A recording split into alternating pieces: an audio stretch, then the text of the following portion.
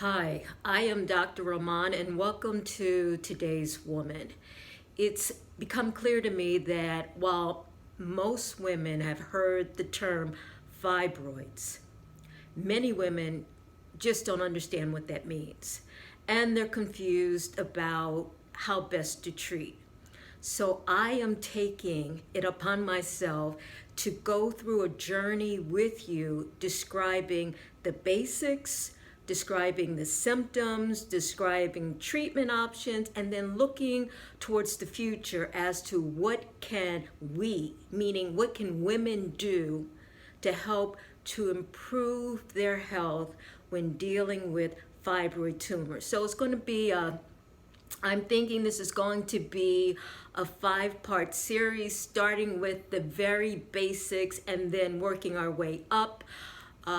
If you have questions, feel free to send me a message through the email mail, mail at drrahman.com, doctorrahman.com, mail at drrahman.com. I will be happy to try to address any questions that you may have. Obviously, I'm not able to render medical care, but I can advise and give you information which makes you a better patient. What makes you, let me correct that, it makes you a better advocate for your health and more knowledgeable about what the doctor may be saying to you. So that's my goal.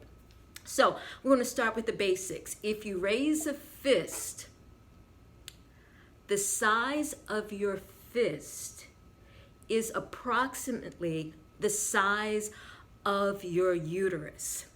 Your uterus sits in your pelvis, behind the bladder, and in front of the rectum. Very small, you can't feel it. It's an amazing muscular container which has the ability to grow, to accommodate a growing pregnancy, and also at the designated time to contract in such a way to expel the pregnancy. So there's a lot to talk about. Please join me. These will be weekly series talking about the uterus and fibroids. And just to be clear, the reason I mention the uterus is because fibroids arise from the uterus. And so we need to understand the uterus in order to understand fibroids. So raise a fist. We'll talk about fibroids next week.